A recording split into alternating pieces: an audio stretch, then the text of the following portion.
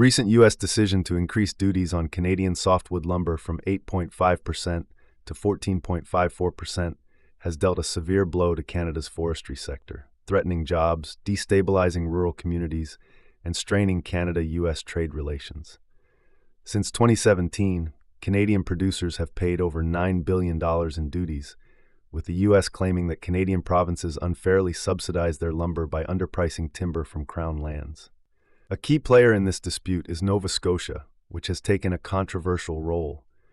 Unlike other provinces, Nova Scotia's softwood lumber is exempt from these U.S. duties. This exemption isn't accidental. Nova Scotia has been providing the U.S. with critical benchmark data that helps justify the duties imposed on other Canadian provinces.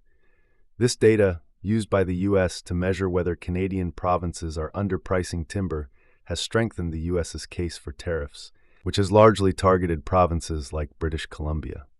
While Nova Scotia has benefited from avoiding duties, its cooperation with the U.S. has fragmented Canada's approach to the dispute, weakening the country's overall bargaining power. The exemption has also sparked criticism, as other provinces bear the heavy financial burden of these tariffs. Industry leaders argue that Nova Scotia's actions have worsened the economic strain on Canada's lumber industry and exacerbated job losses and community hardship, particularly in provinces heavily reliant on forestry. There are growing calls for Nova Scotia to stop providing this critical data to the U.S., which could force the U.S. to reconsider its duty rates.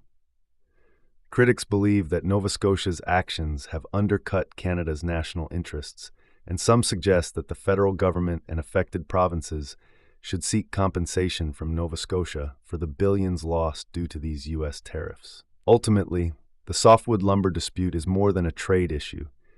It is a challenge that affects Canadian livelihoods and threatens the unity of Canada's response to U.S. trade policies.